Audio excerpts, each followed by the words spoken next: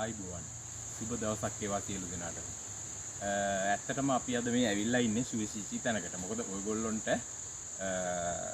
මම සාමාන්‍යයෙන් ගේන වීඩියෝ වල සෝබා දහම පරිසරය එක්ක අපිට අනන්‍ය දේවල් බොහොමයක්ම රැගෙන එනවා. ඉතින් ඔයාලගේ මේ පේනවා ඇති මේ මගේ අතේ තියෙන යම් දෙයක් තියෙනවා. මේක ශ්‍රී ලංකා වාසීන් වශයෙන් සියලු දෙනාම දැකගත යුතු දැනගත යුතු දෙයක්. ඉතින් කියන්න පුළුවන් මේ මොනවද කියලා.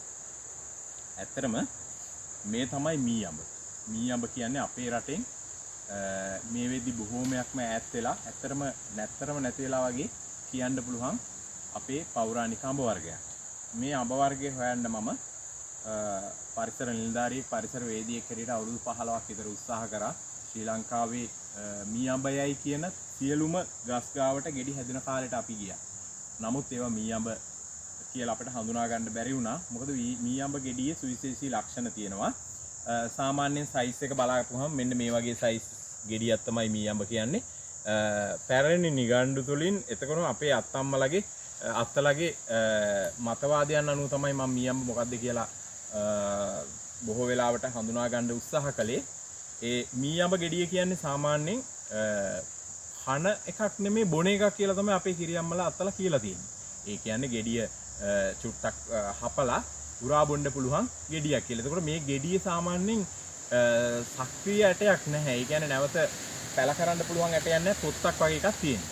හොඳයි. ගහට පොඩ්ඩක් අල්ලන්නකො මේ ගහ බලන්න. විශාල වනස්පතියක් මේක.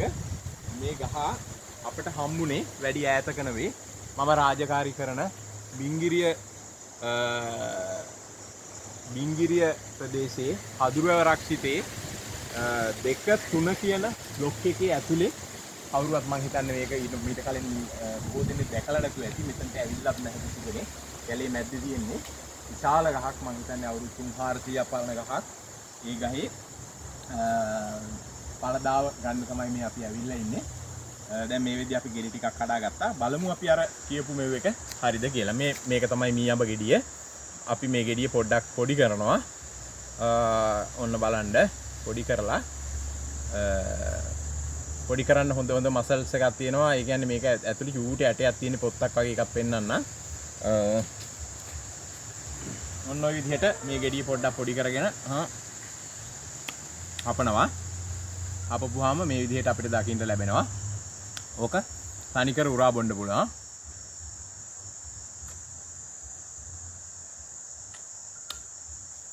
උරා බීපුවම තනිකර මේ වගේ පොත්තක් කොට්ටයක් තමයි ඉතුරු වෙන්නේ.